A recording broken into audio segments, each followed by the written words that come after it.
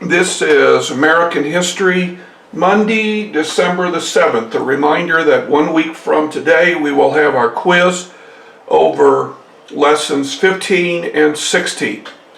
Well, after Wilson Creek in 1862, the Confederates will really not mount any type of an organized campaign in Missouri. Instead, Confederates in Missouri will revert to something called guerrilla warfare. Now, guerrilla warfare is where you are going to attack what we in the 21st century today would call soft targets, things that really have no defense. You, the attacker, will not wear a uniform. You'll just wear whatever you put on that day. Now, a real good example of the guerrilla Confederate fighters would be the James brothers. Frank and Jesse James in the picture here. Jesse's on the right and Frank is on the left. They are from the Kearney area, from around Kansas City. Now, the James boys are going to run with this man, Bloody Bill Anderson. Now, you know you can't be a nice guy if you have the nom de plume of Bloody Bill. Bloody Bill is going to attack a group of Union soldiers in Centralia. Now, the soldiers had been wounded in battle and had been sent to Iowa to recuperate. He and his men will drag them off the train and shoot them. They'll let the train go on. Well, the train stops in Centralia, and residents of Centralia want to make Bloody Bill pay, and when they get to the spot, Bloody Bill is waiting for them, and then they too will be killed. Now, the residents of Centralia who died will be buried in Centralia. But what about the Union soldiers? Well, there was no place to bury them. Some consideration was given to bury them along the side of the railroad tracks, but our governor said no.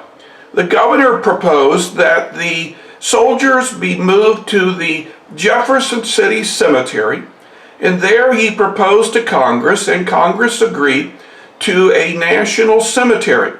Now, if you go to the National Cemetery, which is adjacent to the Jefferson City Cemetery on the east end of town, not too far from Immaculate Conception, you'll see this monument, and this is an obelisk to the people killed at Centralia. Now, around this, in a circle, are small marble stones with numbers on them, and they represent where the bodies are of the people who died. Now, we don't have time to watch the video today.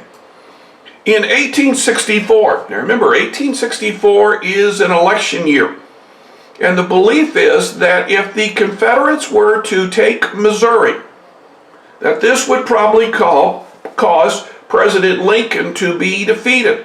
A plan was proposed by Sterling Price, who had been former governor of the state of Missouri. Now, Price's plan is pretty simple. He's going to attack from the southeast and try to capture St. Louis. But he is stopped at a place called Pilot Knob.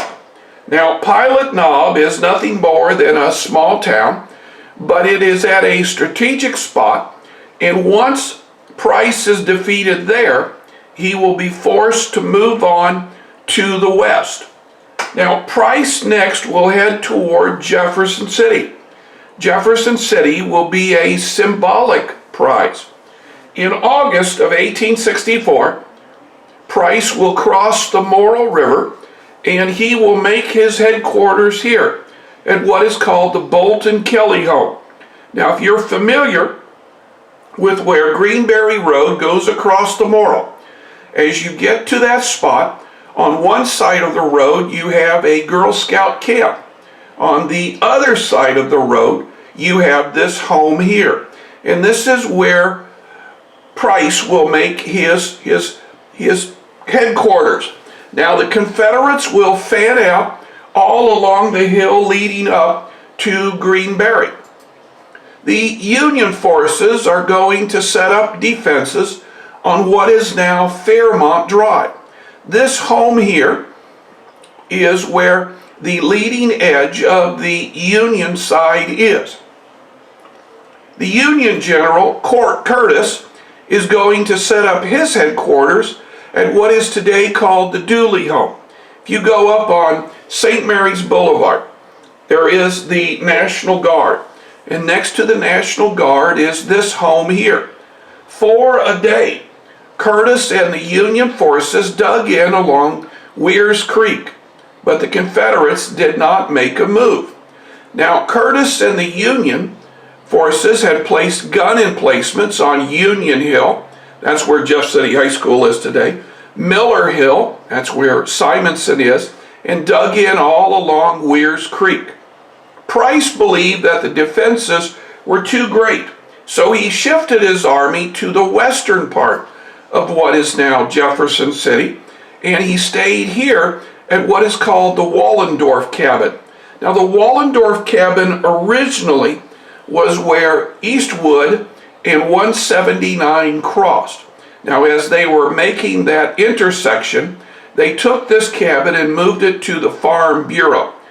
And it is here that Price again looked upon attacking Jefferson City from the west.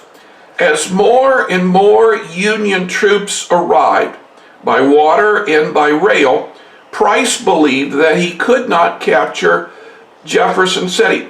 So he turned west to Westport Landing. Today we call it Kansas City. Now, at Westport Landing, the Union and Confederate forces will have one of the largest cavalry actions in the Civil War. Price will be defeated and will move south into what is now Arkansas. Missouri will be safe for the rest of the war. Now, this video here talks about the Battle of Westport. We learned the last thing last week that Grant had taken command of the Army of the Potomac. And Grant is going to implement one part of the Anaconda Plan. He is going to attack Richmond, and in doing so, the Army of Northern Virginia is going to have to try to stop Grant. Grant can afford to lose men. Lee cannot. This is the cruelest part of the war because it is obvious to everyone that the Confederates cannot win. Grant will take on the Union forces in the wilderness. This is a wooded region very close to where Charlottesville is today. Grant will then pivot and move to the east. And you can see from this map that Grant is going to continue to go until he gets down here to Petersburg. And the hope was that by capturing Petersburg, he could take the last rail line into Richmond. We knew that when Grant left for the Army of the Potomac, he left William Tecumseh Sherman in charge. Sherman creates a new army, which he calls the Army of the Tennessee. And Sherman is going to do the last part of the Anaconda Plan, which is target civilians. Now, Sherman's plan is very simple. He will first capture Atlanta, which he does in September of 1864. He will then break off communications. He will live off of the land, and he will strike out through Georgia toward Savannah. It is around Christmas which Sherman will capture Savannah, and for all intents purposes, the South is cut in two.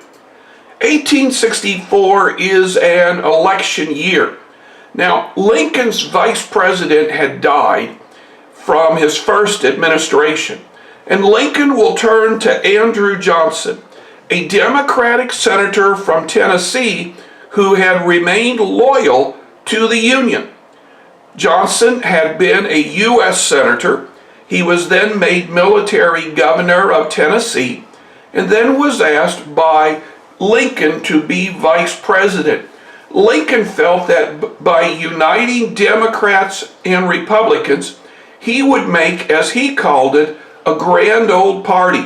And that's where the Republicans get the name GOP, Grand Old Party. The Democrats are going to turn to George McClellan. McClellan had been the victorious Union commander at Antietam. Now, McClellan vows that he will be a peace candidate, and if elected, he will work with the South to declare peace. Well, the blue states are Mr. Lincoln, the red states are Mr. McClellan. Now remember, the brown states cannot vote. Most people believe that Lincoln won because Lincoln was very popular with the Union Army, and Lincoln was very popular with blacks who had received the right to vote. Now, throughout the war, the Union forces had run out of volunteers. There just weren't any more. So the Union forces are going to turn to a draft. Now we're going to take all of the birthdays for a year. We're going to put them in a bowl, and whichever one we pull out first, that means your draft number is 1. So let's say we pull out the numbers, and the first one pulled out is December the 7th. That means anybody who was born on December the 7th will be drafted into the Army. And we will continue to draft until every state has met its quota. Now typically we do this by state. We don't do this by country. All of the draft numbers are the same for all of the states. But for example, a state like Missouri may have to go deeper into the numbers than say a state like New York, which has more people.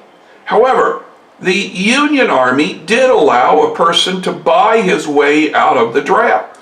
So for $500, you could buy your way out of a draft. So if your number was particularly low and you got called, you could simply give $500 and that would get you out of the Army. This is where the expression rich man's war, poor man's fight came from. The South will also resort to a draft as we get closer to the end.